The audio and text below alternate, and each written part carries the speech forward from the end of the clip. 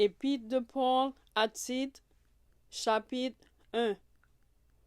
Paul, serviteur de Dieu et apôtre de Jésus-Christ pour la foi des élus de Dieu et la connaissance de la vérité qui est selon la piété, lesquels reposent sur l'espérance de la vie éternelle, promise dès les plus anciens temps par le Dieu qui ne ment point, et qui a manifesté sa parole en son temps par la prédication qui m'a été confiée, d'après l'ordre de Dieu notre Sauveur, à Tite, mon enfant légitime, en notre commune foi. Que la grâce et la paix te soient données de la part de Dieu le Père et de Jésus-Christ notre Sauveur. Je t'ai laissé en Crète, afin que tu mettes en ordre ce qui reste à régler, et que, selon mes instructions, tu établisses des anciens dans chaque ville. S'il s'y trouve quelque homme irréprochable, mari d'une seule femme, ayant des enfants fidèles, qui ne soient ni accusés de débauche, ni rebelles.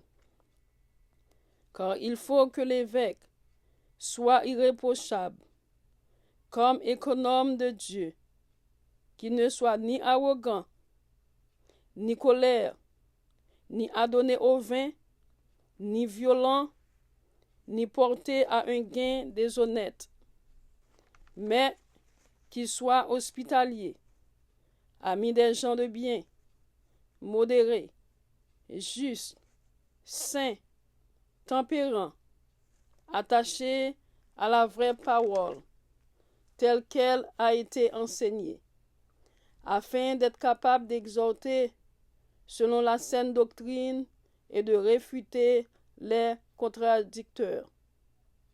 Il y a, en effet, surtout parmi les circoncis, beaucoup de gens rebelles, de vains discoureurs et de séducteurs, auxquels il faut fermer la bouche.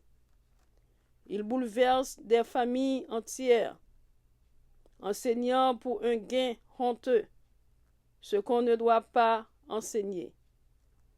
L'un d'entre eux, leur propre prophète, a dit: Crée-toi toujours menteur, méchante bête, vente paresseux.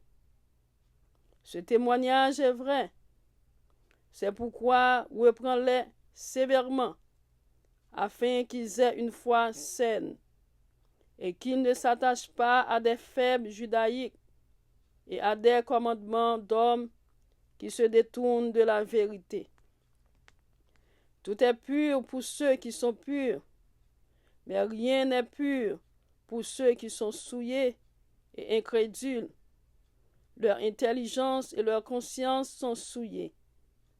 Ils font profession de connaître Dieu, mais le renient par leurs œuvres, étant abominables, rebelles et incapables d'aucune bonne œuvre. Amen. Que le Seigneur vous bénisse, que le Seigneur vous garde, que le Seigneur vous protège. C'était votre ami, ministère Maggie Pierre. God bless you all.